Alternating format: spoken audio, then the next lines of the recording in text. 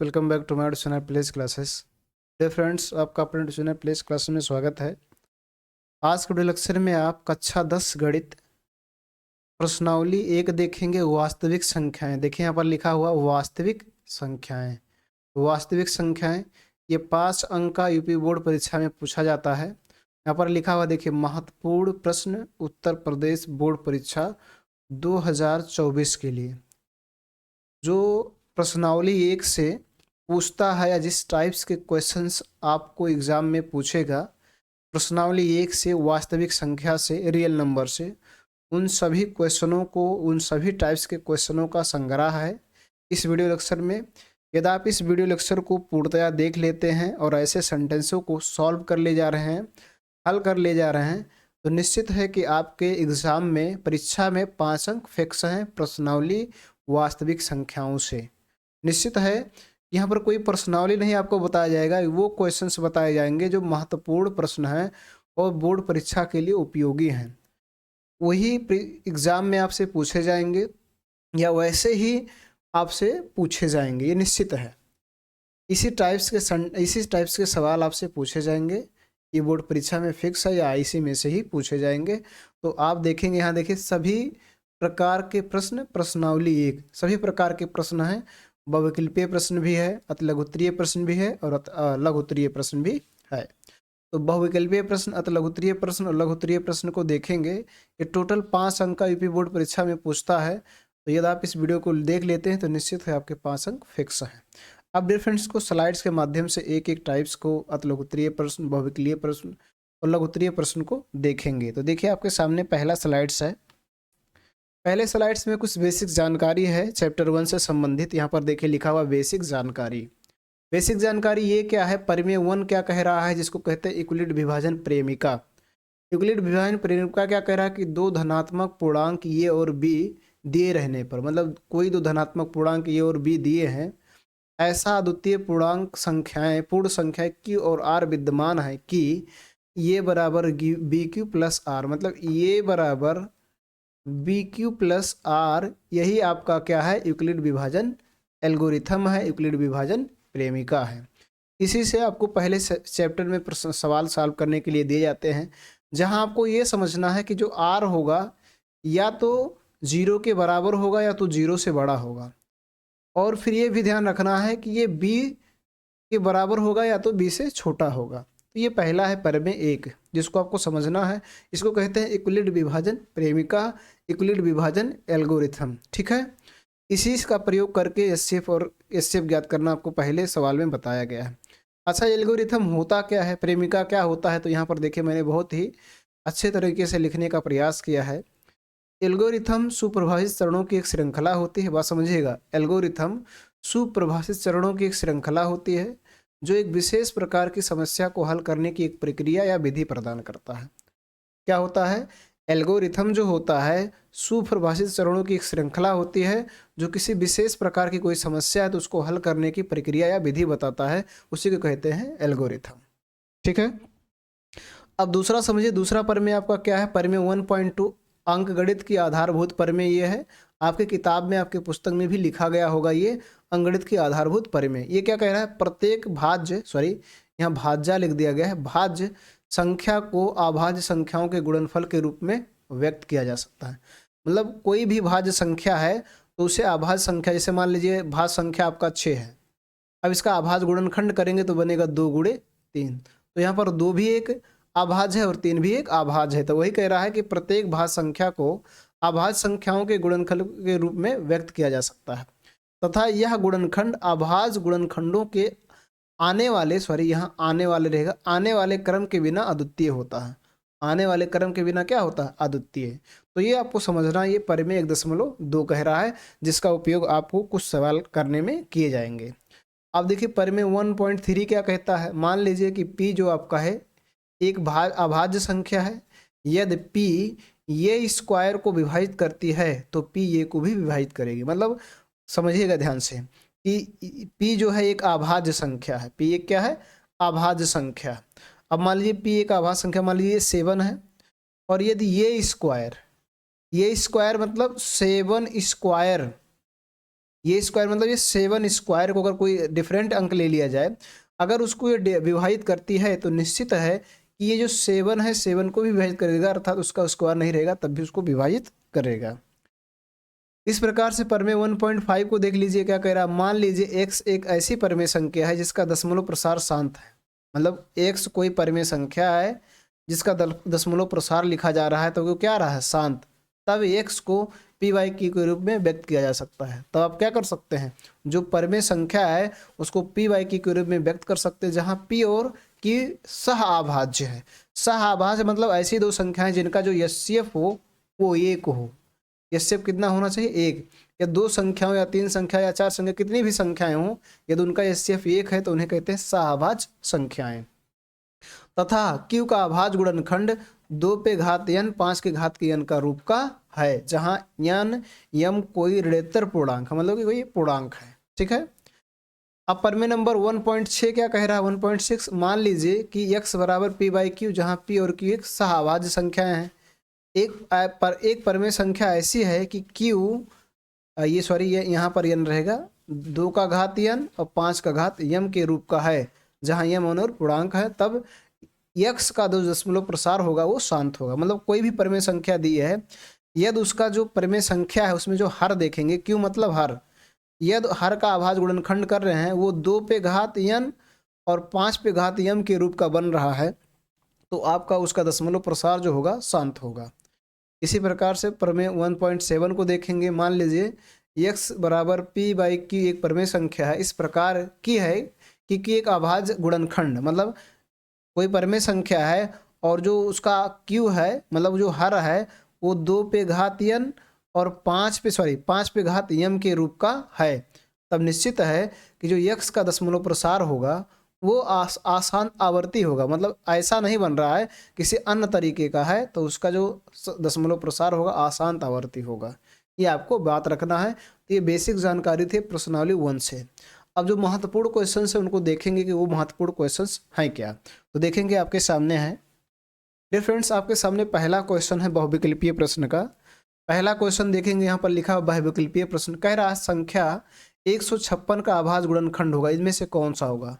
तो आपको क्या करना है डियर फ्रेंड्स, हल डाल दीजिए और हल डालने के बाद संख्या 156 का अभाज्य गुणनखंड कर लीजिए। तो अभाज्य गुणनखंड करना आपको आता होगा, 2 से भाग दीजिए 7 और फिर हो जाएगा 8, फिर 2 से दीजिए 3 दूना 6 और फिर हो जाएगा 9 दूना 18। अब 2 से कटेगा नहीं, 3 से दीजिए तो हो जाएगा 13 तिया 39, फिर 13 से कीजिए तो ये हो जाएगा आपका 1। अब अगर इसी को लिखा जाए 156, ठीक है 156 है, ध्यान से दीजिए देखिएगा 156 को लिखा जाए तो क्या बनेगा, 2 गुणे 2 गुणे 3 गुणे 13, ये बना 2 गुणे 2 गुणे 3 गुणे 13। अब ये 2 गुणे 2 बार है तो इस पर 2 पर स्क्वायर लगा दीजिए और गुणे 3 और गुणे 13 लिख दीजिए। अब देखिए ऐसा कोई आप में है जो दिया है, इस प्रकार का कोई विकल्प है आपके सामने, तो इस प्रकार का अगर आप विकल्प देखेंगे तो आपका जो विकल्प नंबर ये देखिएगा बी है, यही है, तो ये बी आपका ऑप्शन है। तो यहाँ पर लिख देंगे उत्तर जो होगा आपका बी सही है। बी क्या है, सही है। तो इस तरह से आप कर सकते हैं, कोई दिक्कत नहीं है। 156 का अभाज्य गुणनखंड आप आसानी से कर सकते हैं, कोई बड़ी बात नहीं है, क्योंकि ये बचपन से ही आप पढ़ते चले आ रहे हैं कि इनका अभाज्य गुणनखंड कैसे करना है। ठीक है, तो ये पहला क्वेश्चन समझ में आ गया होगा। ऐसे ही क्वेश्चन आपसे पूछे जाएंगे।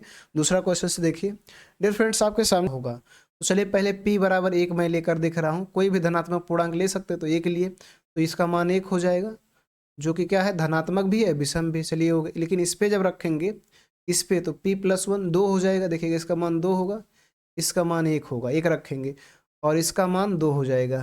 तो ये तो धनात्मक विषम पूर्णांक है, लेकिन ये दोनों नहीं है।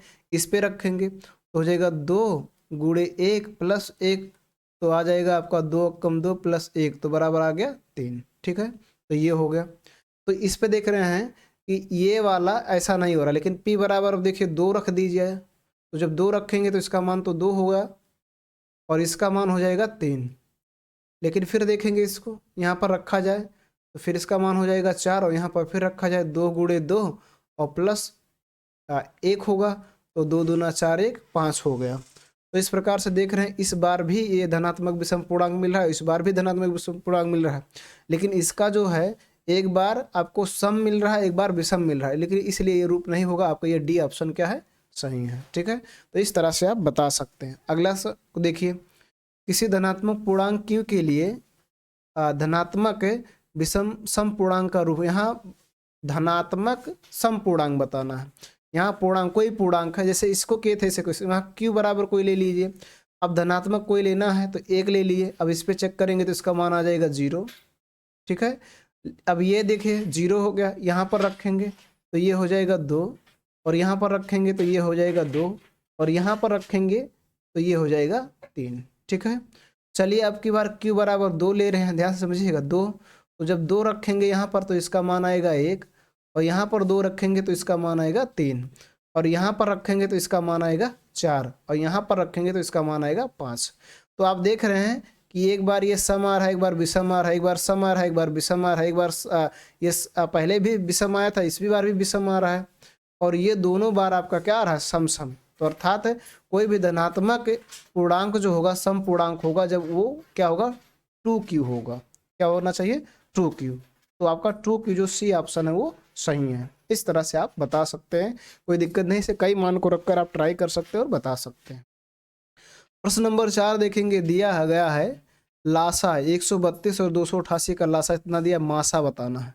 तो डियर फ्रेंड्स, आपने पढ़ा होगा कि क्या होता है, यहाँ देखिएगा समझिएगा, मासा गुणे लासा बराबर दोनों संख्याओं का गुणनफल, दोनों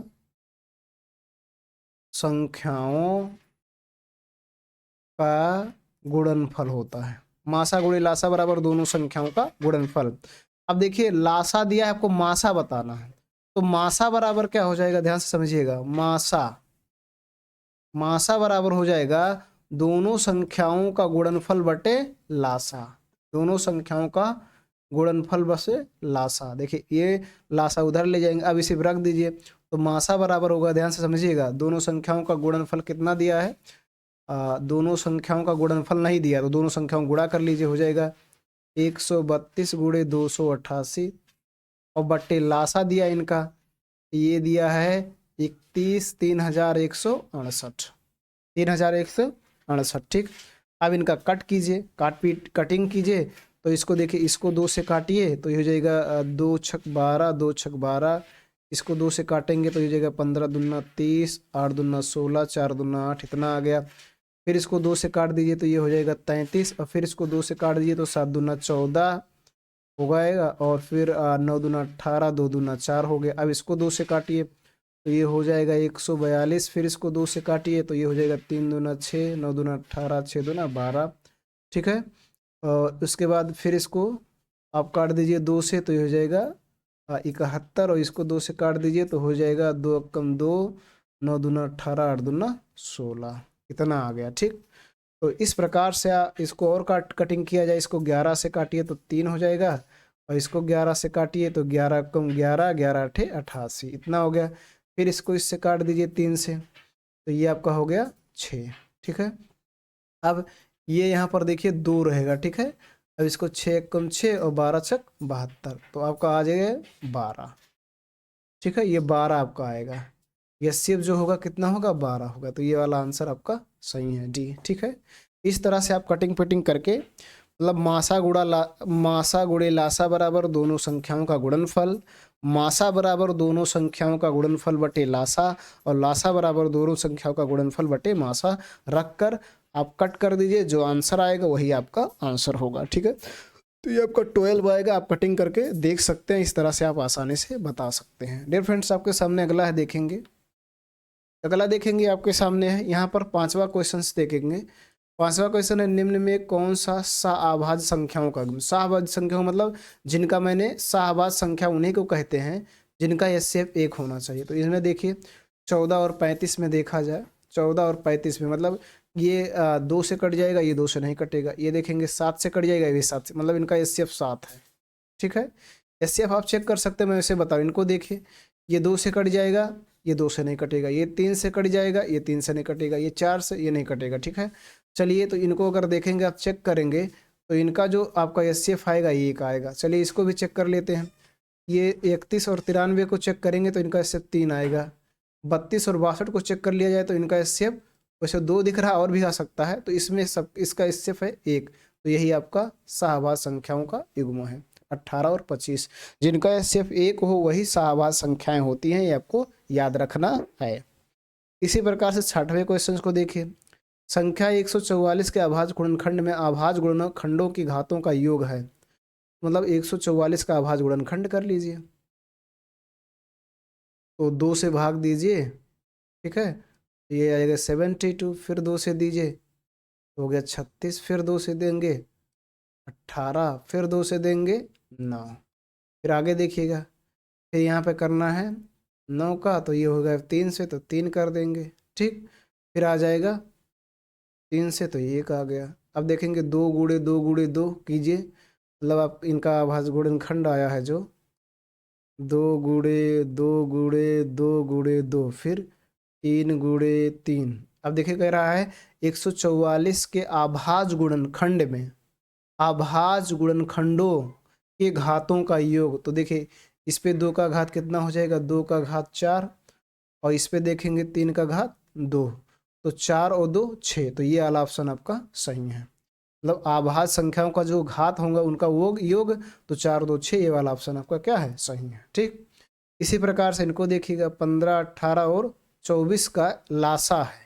इनका लासा बताना तो वेरी सिंपल है, क्या कीजिए 15 18 और 24 का लासा निकाल लीजिए ऐसे एक साथ लॉन्ग डिवीजन मेथड से। 2 से भाग दीजिए, 15 हो जाएगा, ये 9 हो जाएगा, ये 12, फिर 2 से कर दीजिए, ये 15 हो जाएगा, ये 9 हो जाएगा, ये 6, फिर 2 से कर दीजिए, ये 15 हो जाएगा, ये 9 हो जाएगा, ये 3। ठीक है, मैं इसको यहाँ लिख दे रहा हूँ ताकि आपको दिखाई दे।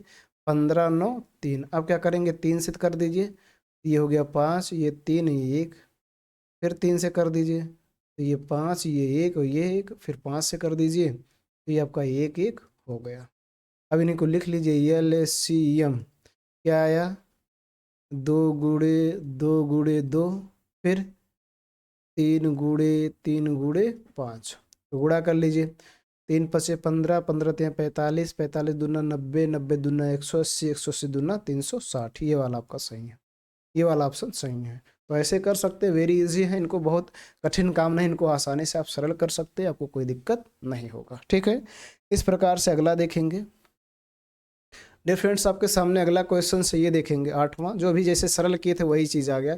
एचसीएफ दिया है, की बार एलसीएम बताना। तो मैंने क्या बताया था, मासा गुणे लासा बराबर दोनों संख्याओं का गुणनफल। मासा गुणे लासा बराबर दोनों संख्याओं का गुणनफल, मतलब एचसीएफ गुणे एलसीएम बराबर द प्रोडक्ट ऑफ 2 नंबर्स। ठीक, तो अब यहाँ पर रख दीजिए, मासा है, यहाँ पर देखिएगा मासा है 18 और लासा आपको बताना है। लासा के स्थान पे आप एलसीएम भी लिख सकते हैं, और दोनों संख्याओं का गुणनफल नहीं पता है तो दोनों संख्याओं गुणा कर लीजिए। पहली संख्या 252 और दूसरी संख्या 594। अब देखिएगा लासा बराबर जो हो जाएगा, इधर 252 गुणे 594 बटे इधर ले जाएंगे तो आपका हो जाएगा 18। ठीक है, ये हो जाएगा। अब इनको आप चेक कर सकते हैं, इसको 18 1 18, इसको काट दीजिए तो 18 1 18, 7 बज गया, 18 चौक 72, इतना आ गया। इन दोनों गुणा कर लीजिए, 594 और 14, तो 14 चौक के 56 के 6, और 14 9 126, और 5 131 के 1, 14 पंचे 70, और 13 83, इतना आ गया 8316। ये वाला ऑप्शन आपका सही है। तो ऐसे आप निकाल सकते हैं, आपको कोई दिक्कत नहीं होगी, बहुत ही आसान है, कोई दिक्कत नहीं होगा, और आसानी से आप एग्जाम में 5 अंक प्राप्त कर सकते हैं। अब अगला देखेंगे।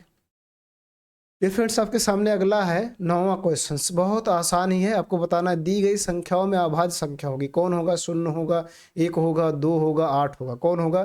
तो आपको पता है 0 ना तो भाज्य है ना अभाज्य है, और 1 की बात करें तो 1 जो आपका है एक आपका अभाज्य संख्या नहीं है, ये भी आपको पता होगा। और शून्य की 2 की बात करें तो 2 आपका एक अभाज्य संख्या है, 8 भाज्य संख्या है, तो ये आपका आंसर सही है। ठीक है, अगले की बात करते हैं। वह बड़ी से बड़ी संख्या जिसमें 245 और 1037 को विभाजित करने पर प्रत्येक दशा में शेषफल 5 प्राप्त होता है होगी, मतलब संख्या बताना है कि कौन होगा। तो बड़ी से बड़ी संख्या की कहीं भी बात होगी तो आपको निकालना पड़ेगा एचसीएफ। और जब शेषफल करने की बात आएगी तो सबसे पहले आप उनमें से क्या कर देना, घटा देना। सबसे पहले काम करना, जिस शेषफल की बात होगी उसको घटा दीजिए। मतलब 245 में से 5 घटा दीजिए तो आपका आ गया 240। और फिर 1037 में से 5 घटा दीजिए तो आपका आ जाएगा 1032। ये हो गया। अब इनका एचसीएफ निकाल लीजिए। तो इससे कई विधियां निकालने का, मैं भाग विधि से निकाल दे रहा हूँ। 240 से 1032 में भाग दे दीजिए। दो संख्याएं बड़ी होती उसमें भाग देते हैं। कितना बार ले जाएंगे देखिए, चेक कर लीजिए। 5 बार तो नहीं जाएगा, ज़्यादा हो जाएगा। 4 बार, 4 बार ले जा सकते हैं। देखिए 4 बार ले जाइए तो हो जाएगा 4 शून्य में शून्य, और 4 चौक 16, 4 दूना 8, 9। हटा लीजिए, यहाँ पर 2 हो जाएगा और यहाँ पर आपका हो जाएगा 7। ठीक है, अब क्या करना है, अब वो होगा नहीं तो अब इससे इसमें भाग देना 240 में। 240 में भाग दीजिए। कितनी बार ले जा सकते हैं, 5 बार ले जा सकते हैं। 5 दूना 10, 7 पच्चीस 35 36। अब 5 बार नहीं, ज़्यादा हो जाएगा। 5 बार नहीं, 4 बार, देखिए ज़्यादा हो जाएगा। 3 बार ले जाइए। 3 दूना 6 और 7 त्रिक 21। फिर घटा लीजिए, यहाँ पर हो जाएगा 4, यहाँ पर हो जाएगा 2, ये हो गया कैंसिल। अब फिर इससे इसमें भाग दीजिए तो अब कितना बार ले जाएंगे, 3 बार, 24 तियाँ 72। घटा दीजिए, खत्म। ठीक, ये आ गया आप आंसर, ये वाला आपका सही है। ठीक, तो इस तरह से आप कर सकते हैं। अब डियर फ्रेंड्स, अगले सवाल की बात करते हैं। निम्नलिखित संख्याओं में परमेय संख्या, परमेय संख्या तो ये देखिए करड़ी में 3 परमेय संख्या नहीं है। करड़ी में, ये करड़ी है, ध्यान रखिएगा ये करड़ी है। करड़ी में 10.1 परमेय संख्या नहीं है। 0.1011011101, तो ये भी परमेय संख्या नहीं है। तो आपका देखिएगा ये करड़ी में 9 आपका परमेय संख्या है, क्योंकि 9 का वर्गमूल 3 होता है और 3 एक पूर्ण संख्या है, पूर्णांक है, इसलिए करणी में 9 एक परमेय संख्या है। तो ये वाला ऑप्शन आपका सही है। ठीक, तो इस तरह से आपको करना है। अगला क्वेश्चन देखिए डियर फ्रेंड्स, अब आप पहुंच गए अत लघुत्तरीय प्रश्न में। अत लघुत्तरीय प्रश्न में देखिए क्या करना है। पहला क्वेश्चन, संख्या 6, 72 और 120 का अभाज्य गुणनखंड विधि द्वारा एचसीएफ और एलसीएम ज्ञात कीजिए। अभाज्य गुणनखंड तो हल डालिए, ध्यान से समझिएगा। हल डालकर इनका अभाज्य गुणनखंड कर लीजिए। 6 का कीजिए, 2 से करेंगे 3, फिर 3 से 1। ठीक है, ऐसे इसका कर लीजिए। 72 का 72 का 2 से भाग दीजिए 36, फिर 2 से 18, फिर 2 से 9, और फिर 3 से 3, और फिर 3 से 1। ठीक है, चलिए 120 का भी इसे कर लीजिए। 2 से भाग कीजिए 60, फिर 2 से 30, फिर 2 से 15। अब 2 से नहीं होगा तो 3 से कर दीजिए 5, और फिर 5 से कर दीजिए। ठीक है, ये आ गया 1। अब इन्हीं को लिख लीजिए एक बार, ऐसे लिख लीजिए। देखो 6 इक्वल टू क्या होगा, 6 इक्वल टू 2 इंटू 3, और 72 इक्वल टू हो जाएगा आपका 2 इंटू 2 इंटू 2 इंटू 3 इंटू 3, और 120 इक्वल टू हो जाएगा 2 इंटू 2 इंटू 2 इंटू 3 इंटू 3। ठीक है, सॉरी ये 5 है, यहाँ पर ये 5 है, 3 नहीं है, ये आपका 5 है। ठीक है, तो ये 5 लिख दीजिए। ठीक, अब आपको बताना, सबसे पहले मैं बता रहा हूँ एचसीएफ, चूँकि वहाँ जगह नहीं इसलिए यहाँ लिख रहा हूँ एचसीएफ। तो एचसीएफ का क्या रूल्स है, जो सब में होगा वही लिखा जाएगा। तो देखिए 2 इसमें, 2 इसमें, 2 इसमें, तो 2 लिख लीजिए, गुणे लगा दीजिए। 3 इसमें है, 3 इसमें, 3 इसमें, तो 3 लिख दीजिए। और देखेंगे इनमें है लेकिन उसमें नहीं है, तो आपका एचसीएफ वही होगा, हो जाएगा 6। जो सभी में होगा वही एचसीएफ होगा, अन्यथा वो एचसीएफ नहीं होगा, ये रूल्स है। अब बात कर लेते हैं एलसीएम की।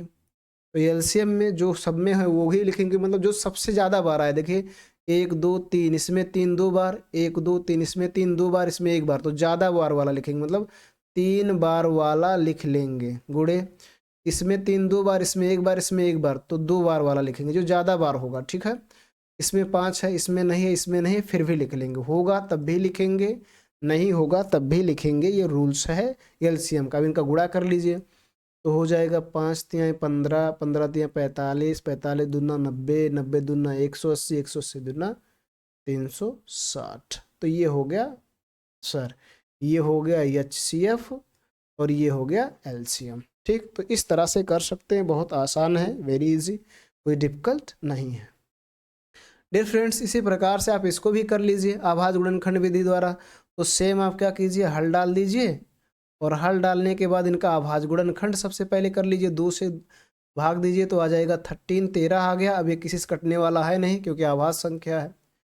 इसी से 91 का कर लीजिए तो क्या होगा, 7 से काट देंगे, 13 सतह 91, और किसी से कटने वाला है नहीं तो फिर ये आ गया।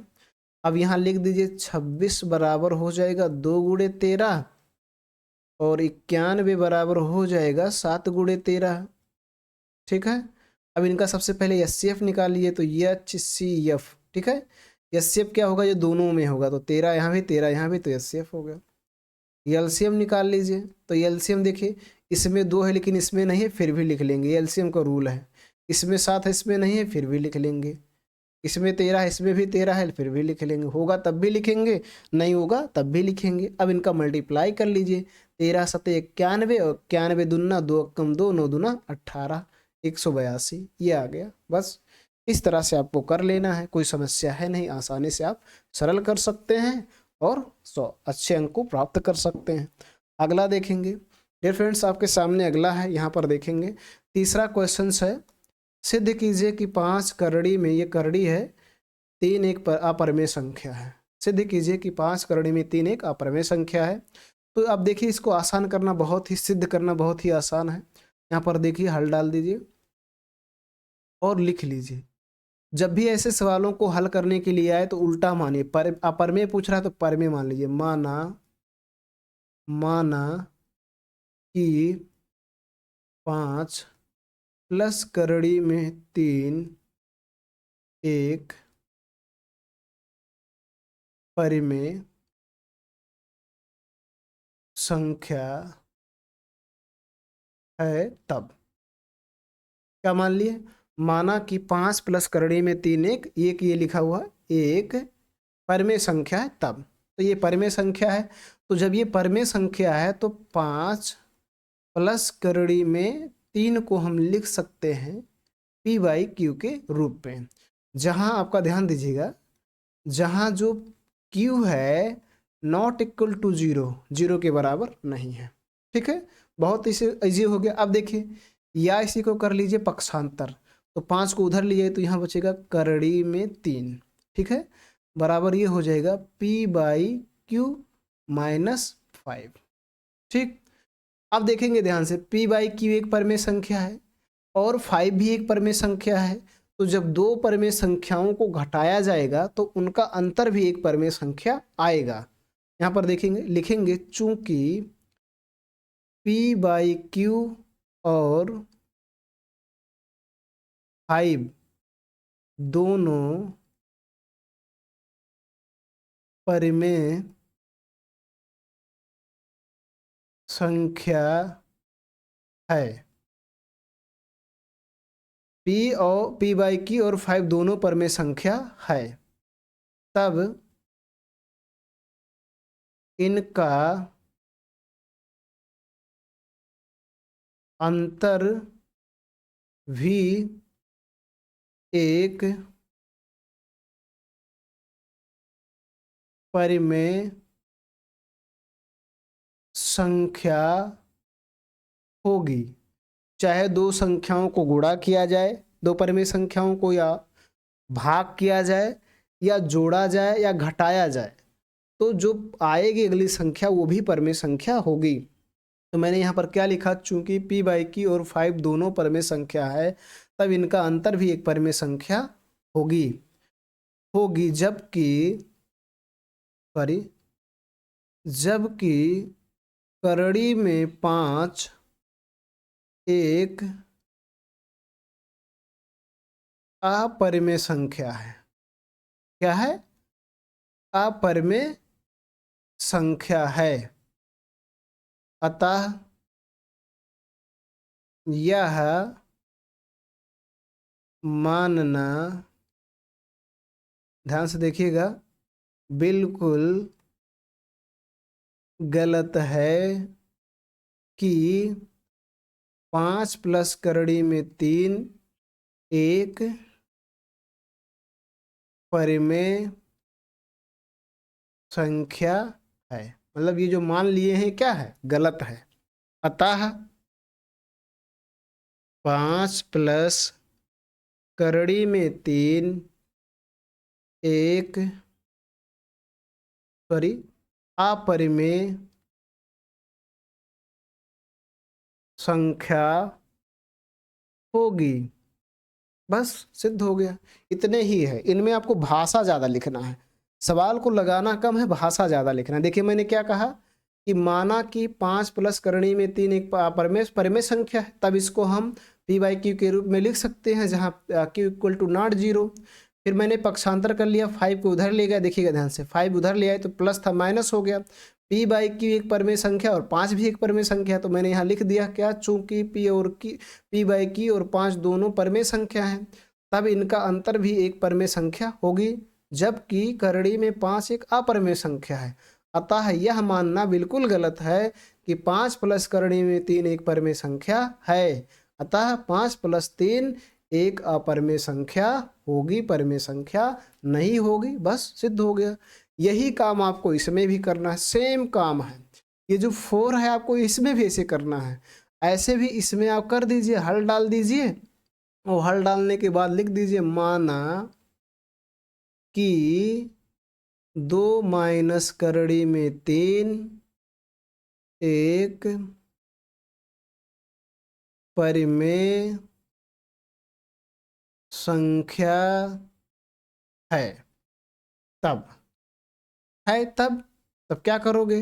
देखिएगा, तब इसको हम 2 माइनस करड़ी में 3 को पी बाई क्यू के रूप में लिख सकते हैं, जहां हमारा q जो होगा वो नॉट इक्वल टू 0 0 के बराबर नहीं होगा।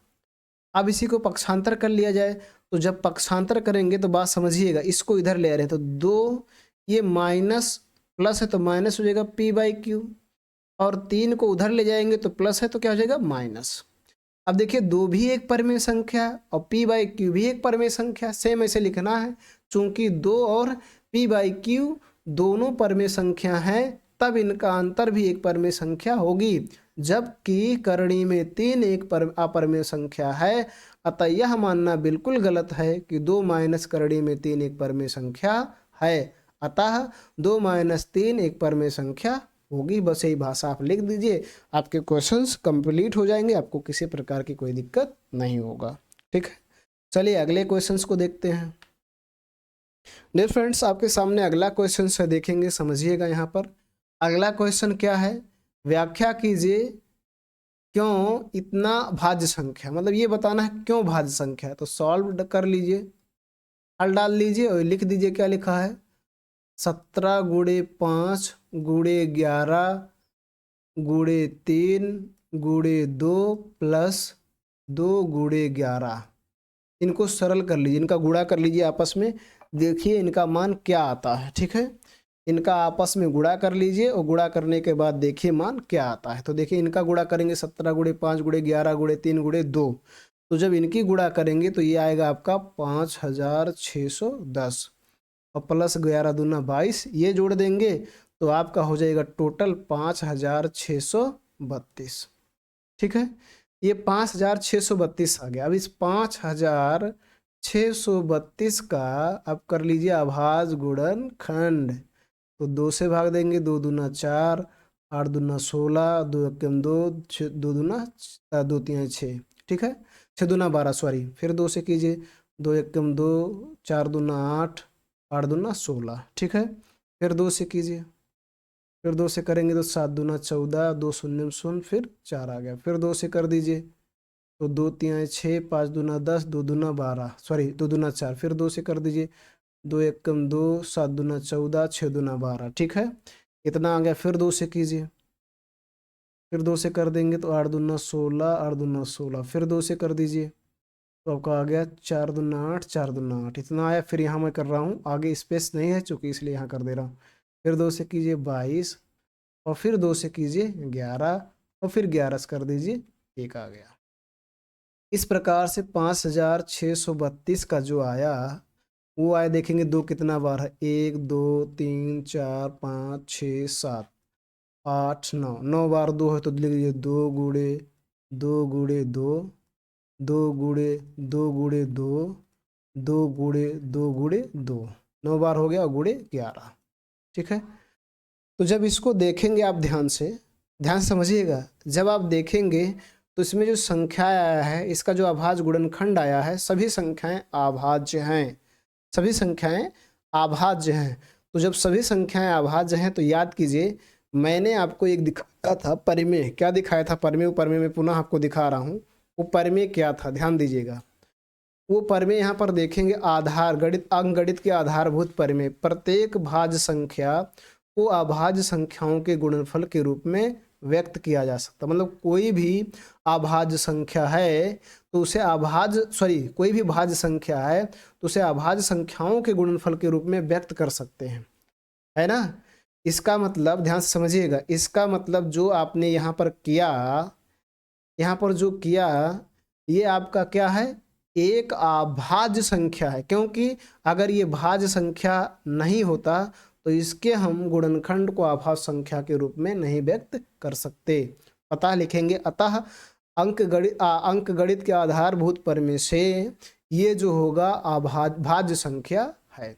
अंकगणित के आधारभूत परिमेय से 17 गुणे 5 गुणे 11 गुणे 3 गुणे 2 गुणे प्लस 5 गुणे 11 भाज्य संख्या है। ये बात आपको नीचे लिख देना है, बस इतने ही आपको करना है। ठीक है, इस तरह से आपको कर लेना है बस, और कोई कठिन काम नहीं है। अब डियर फ्रेंड, जो सबसे मोस्ट इंपॉर्टेंट क्वेश्चन इसमें है, ये सिद्ध कीजिए कि करड़ी में 2 एक परिमेय संख्या है। ऐसे आपके एग्जाम में 3 भी पूछ सकता है, 5 भी पूछ सकता है, 7 भी पूछ सकता है, 11 भी पूछ सकता है। तो कोई भी पूछे, करड़ीम 2, करड़ीम 3, करड़ीम 5, करड़ीम 7, करड़ीम 11, कोई भी पूछे, आप केवल एक सवाल को आसानी से समझ लीजिए। उसके बाद निश्चित है आप ऐसे हजारों सवाल को आसानी से कर ले जाएंगे। तो केवल आप 2 को समझ लीजिए, बहुत बेहतरीन ढंग से 2 को समझने का प्रयास कीजिए, उसके बाद आप आसानी से कर ले जाएंगे। चलिए देखिए ध्यान से, मैं देखिए यहाँ पर मान रहा हूँ, मैंने कहा कि जब भी इनको परिमेय संख्या सिद्ध करने के लिए आएगा, अपरिमेय, तो मानना पड़ेगा। माना कि करड़ी में 2 एक परिमेय संख्या है। माना कि करड़ी में 2 एक परिमेय संख्या है। तब अगर 2 करड़ी में एक परिमेय संख्या है तो करड़ी में 2 को हम लिख सकते हैं p/q। लेकिन यहाँ पर एक बात याद रखना है, जो p और q है ये ऐसा है कि जो q का मान है वो 0 के बराबर नहीं। दूसरी बात, p और q जो है सह-अभाज्य संख्या है। सह-अभाज्य संख्या है। सह-अभाज्य संख्या मतलब p और q का जो HCF है, ठीक है, p और q का HCF फिर से देखेंगे, p और q का जो HCF है वो 1 है। ठीक है, ये आपको याद रखना है कि जहां q equal to not 0, p और q एक सह-अभाज्य संख्या अर्थात p और q का HCF 1 है। अब देखिए ध्यान से समझेंगे, दोनों पक्षों का वर्ग कर दीजिए। लिखिए, दोनों पक्षों का वर्ग करने पर, दोनों पक्षों का वर्ग करने पर, तो वर्ग कर दीजिए तो देखिए क्या हो जाएगा, करड़ी में 2 का वर्ग और p/q का वर्ग। तो इसका जब वर्ग करेंगे करड़ी में 2 का वर्ग, तो कोई भी संख्या अगर करड़ी में 2 है उसका वर्ग करेंगे तो करड़ी खत्म हो जाएगा, 2 हो जाएगा, और ये हो जाएगा p²/q²। ठीक है, इतना आपको समझ में आ गया होगा कि जब दोनों पक्षों का वर्ग करेंगे, कोई भी संख्या यदि करड़ी में है और जब उसका वर्ग किया जाएगा, ध्यान से समझिएगा, जब उसका वर्ग किया जाएगा तो वो जो वर्ग है वो वर्ग के कारण करड़ी खत्म हो जाएगा। अब इसी सवाल को आगे समझते हैं, अगले स्लाइड्स पे देखेंगे। यहाँ पर देखा बाई पी स्क्वायर, यही आया। अब इसको कैसे गुणा कर सकते हैं, इसका हर एक है जिसका हर ना लिखा हो, तो जब गुणा करेंगे तो बात समझिएगा क्या हो जाएगा, ये हो जाएगा 2q² बाई पी स्क्वायर। ठीक है, इसी बात को आप ऐसे लिख सकते हैं, P square equal to 2q²। ठीक, अब इसको और चाहें तो ऐसे लिख सकते हैं, ध्यान से समझिएगा, ये हो, देखिएगा ध्यान से, q² बराबर ये हो जाएगा p² बाई 2 हो जाएगा। अब ये क्या बताता है, ध्यान समझिएगा, ये बताता है कि p² जो है 2 से विभाजित हो जाता है, p² 2 से विभाजित हो जाता है, ये बता रहा है, या विभाज्य है, p² 2 से विभाज्य है। तब देखिए पर में मैंने आपको एक दिखाया था कि जब ऐसा होगा तो p भी 2 से क्या होगा, विभाज्य, p भी 2 से क्या हो जाएगा, विभाज्य। यदि p² 2 से विभाजित हो जा रहा है तो p भी 2 से क्या हो जाएगा, विभाज्य। ठीक, अब बात समझिएगा, मतलब p² में 2 का भाग चला जा रहा है तो p में भी 2 का भाग चला जाएगा। बात समझिएगा, जैसे ध्यान दीजिएगा, कोई एक संख्या है, जैसे ये है, मान लीजिए आपका है 9, ठीक, या 9 में मैं ले रहा हूँ 3² और 3² में 3 का भाग जा रहा है, तो बताइए क्या 3 में 3 का भाग नहीं जाएगा, बिल्कुल जाएगा। तो जब भाग जाएगा तो अब आपको क्या मिल जाएगी, एक, जब भाग जाएगा तो आपको मिलेगा एक भागफल। तो जब p बराबर आपका क्या मिल जाएगा, 2 इंटू एक संख्या मान ले रहे हैं यम, जो यम क्या है, आपका भागफल है, मतलब p जो है 2 से विभाज्य है तो 2p हो गया भाज्य संख्या, परिभाज्य हो गया, और 2 हो गया भाजक, और ये भागफल आया तो भाज्य बराबर भाजक गुणे भागफल होता है, तो भाजक गुणे भागफल प्लस शेषफल विभाज्य है, मतलब 0 होगा, इतना हो गया। अब बात समझिएगा ध्यान से, ये जो p का मान है, p का मान, इसको मान लेते हैं समीकरण नंबर 1, और इस p का मान रख देते हैं, लिख दीजिएगा, p का मान रखने पर, p का मान रख दिया जाए, इसमें रख दीजिए, ये वाला, ये समीकरण नंबर 1 है, ये कैंसिल कर देते हैं, या इसको 2 कर लीजिए, 1 है या 2 है, p का मान समीकरण 2 में रखने पर, तो रखेंगे तो देखिए यहाँ क्या है, p² बराबर p का मान है 2m, हो जाएगा इसका स्क्वायर, और बाई हो जाएगा 2। और सरल करते हैं, देखिएगा ध्यान से, और सरल करेंगे तो q² बराबर ये हो जाएगा 2 दूना 4 m² और बाई 2, इसको 2 से इसको काट दीजिए तो आ गया 2। अब यहाँ इधर देखेंगे, q² बराबर आ गया 2m²। अब m² बराबर क्या हो जाएगा, देखिएगा, q² बाई 2 और इधर आ गया m², मतलब यहाँ पर क्या मिलता है, q² 2 से विभाजित हो जाता है, तो q भी क्या होगा, 2 से विभाज्य, q भी क्या हो जाएगा, 2 से विभाजित हो जाएगा। अब जब देखिए p 2 से विभाज्य, यहाँ p 2 से विभाज्य है, यहाँ q 2 से विभाज्य है, तो p और q, सॉरी यहाँ पर देखेंगे ये q होगा, क्या होगा, q जो होगा, p और q का अगर एचसीएफ देखेंगे, सॉरी एचसीएफ देखेंगे तो क्या आ गया, 2। जबकि आपने शुरू में यहाँ पर देखिएगा क्या लिखा हुआ था, शुरू में आपने लिखा था कि p और q का एचसीएफ कितना है, यहाँ पर देखेंगे p और q का एचसीएफ 1 है, जबकि यहाँ पर आपको मिल गया p और q का एचसीएफ 2 है।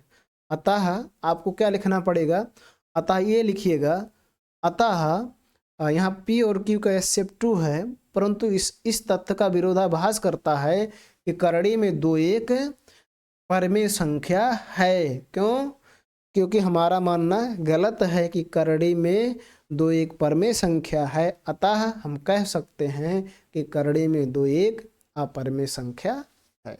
ठीक, तो इस तरह से आप इनको हल कर सकते हैं। अगर कहीं पर आपको कोई पॉइंट समझ में नहीं आई होगी तो आप पूछ सकते हैं, आपको कोई दिक्कत नहीं है कमेंट बॉक्स में लिखिए, आसानी से आपके सवाल का, आपके प्रश्न का समाधान हो जाएगा। फ्रेंड्स, आज के वीडियो लेक्चर में इतना ही। धन्यवाद।